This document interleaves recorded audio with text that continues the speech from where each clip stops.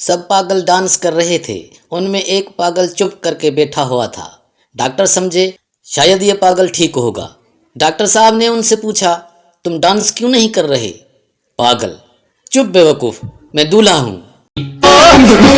शोहर टीवी देखते हुए जोर जोर से रो रहा था। बीवी, कौन सी फिल्म देख रहे हो जो इस तरह रो रहे हो? शोहर, अपनी शादी की फिल्म देख रहा है। समझ रहे हो? दादाजी अपने पोते से, तुम्हारी टीचर आ रही है, तुमने स्कूल से छुट्टी की है, तुम कहीं छुप जाओ। पोता, आप कहीं छुप जाएं, मैंने आपकी मौत का बहाना करके 2 दिन की छुट्टी ली है। रुको जरा।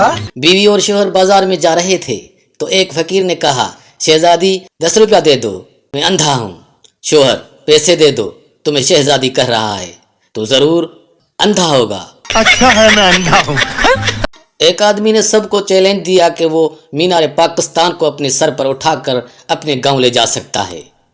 हजारों लोग देखने के लिए इकट्ठे हो गए।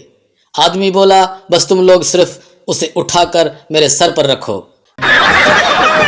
शोहर, मैं तुम्हारे साथ 100 साल रहूंगा और प्यार करूंगा।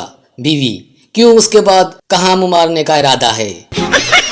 सवाल, शादी के वक्त दूल्हे को घोड़े पर क्यों बिठाया जाता है?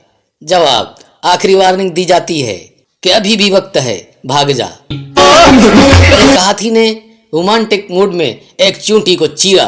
चींटी गुस्से में हाथी की बीवी के पास जाकर बोली, अपने आवारा शोहर को समझा लो वरना मर्द हमारे घर में भी हैं। रुको जरा। हिंदू लड़की की शादी इंग्लैंड से आए हुए लड़के से हो गई।